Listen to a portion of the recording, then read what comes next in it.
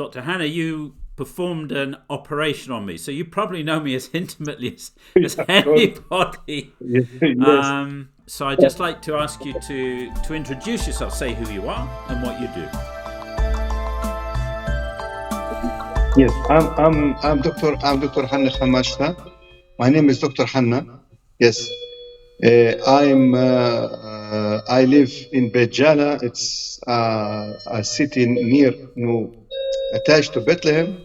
So I grew up in Bethlehem. I studied in Bethlehem. My school was next to the Nativity Church. Church. It was called Terra Santa. Yeah, Uh, that's the Latin yeah, Patriarch School. the Latin. Yeah, yeah. Yes. So I finished my degree in Belarus. Belarus. Okay, I had a specialty there. I went to courses, to fellowships in Germany and in other European countries also. I have a PhD in my specialty, and came back home in 2003, and I started to work in Palestine. take us through the reality of becoming a brain surgeon as a Palestinian youth. Yeah, You're at the local school, a good school, yeah, private school, but subsidized by charities and stuff. So you've got a good education. yeah, yeah, And my experience is that Palestinians are among the most educated in the Middle East. yeah, In terms yeah, of, yeah. True. so I mean, it's It's true. valued, isn't it? Education really valued. Yeah, So yeah, your parents were really behind you. yeah. I had all the support needed. Yeah, it was my decision. Yeah, and let's say nobody influenced me to. I think they got surprised when I told them I want to be a doctor. So But moving now back into the 1980s, when you're finishing your schooling and yeah. you want to become a doctor, how did that happen? Where did you go to study? Did you get any encouragement and support? The occupation made any impact on this, or what happened? No. It was a little bit hard to get permit to leave the country. Even to go Okay, for studies, you should get special permit through the Israeli authorities. I remember I came there for, don't know, seven or 8 days to get a meeting. You take a number, or okay, you stand in row. You stand in row, and you apply for this permit, and of course you should enter there, meet the Israeli officer, that he will say you are allowed to travel or not.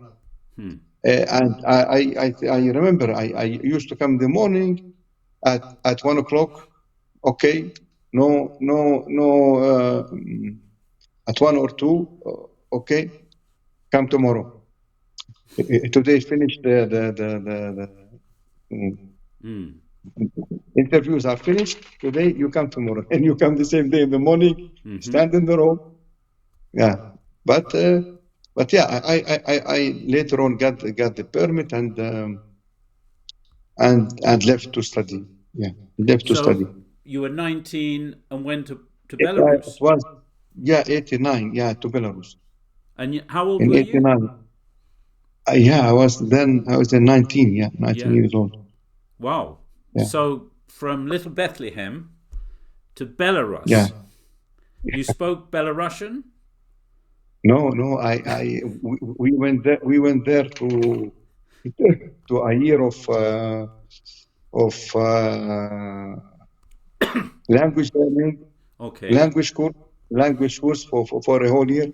And Gosh. when I heard this, the Russian language, I thought, oh my God, will be I able to, to be able to speak it? It was, it's not like English or French or German. It's Sure. totally different language, totally different.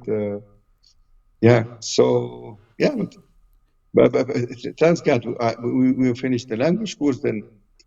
Then medical school, that was for 6 years. For 6 years. Hmm. Yeah, and then specialty courses. Yeah, then the But specialty. were you able to? Were you coming backwards and forwards from home, or how did that work?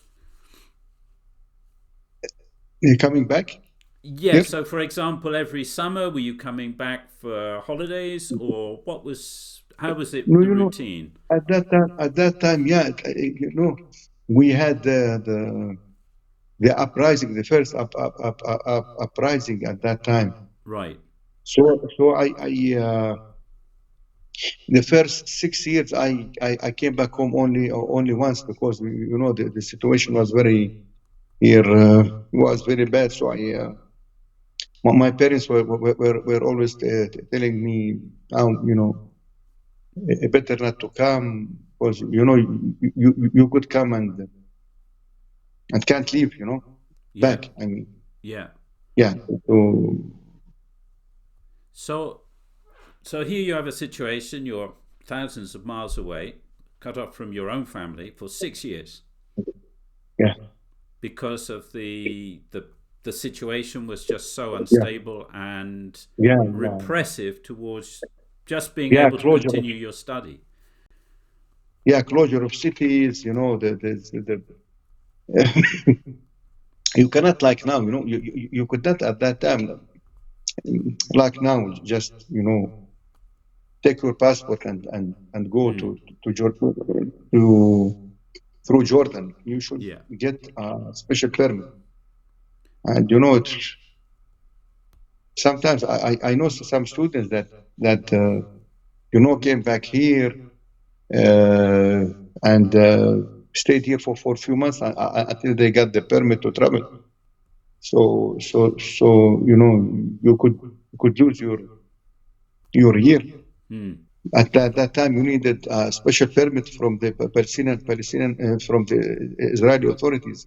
Okay. And lots of questions, lots of integration, where you are going, why, uh, you know, yeah, So here you are. You've had to leave your home, your family, the instability, the way in which the occupation has been conducted makes that very difficult for you to come back with any certainty, with any normal expectations of you come home for a holiday, see your family, then you go back to study. No, you're experiencing something where to pursue your dream, you have to make a very big sacrifice. yeah, yeah, yeah. Of course, it's not easy. It was not easy. Different school there also. Yeah, and different people, different cultures. Mm. The people in Belarus generally are nice, nice. Generally, I had there also friends.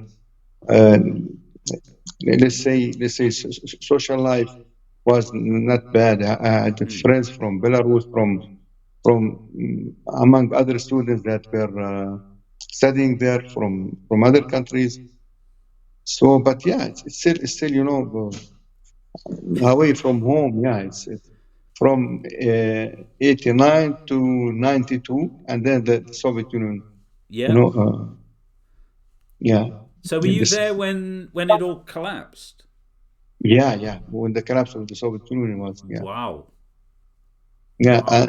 and all these republics came Mm. separated. Yeah, So the yeah, Soviet there. Union, did they provide a special sort of entry for Palestinians? Because I know from meeting people who were other doctors, engineers, professional people, many of them, your generation, my generation, had studied in former communist countries.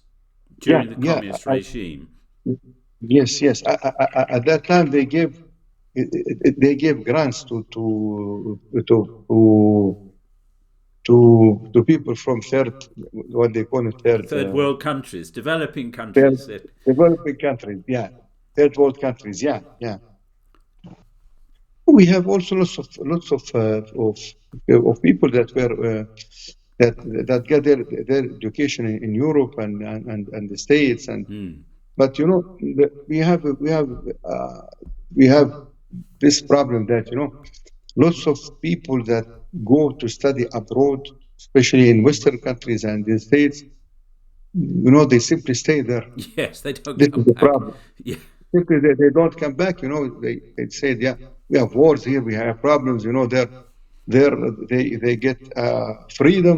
They can go whenever they want. And then, unfortunately, it's getting worse and worse, especially with the new war, with the war in Gaza now. And Yeah. let's hope, yeah, for the best. And God be with us.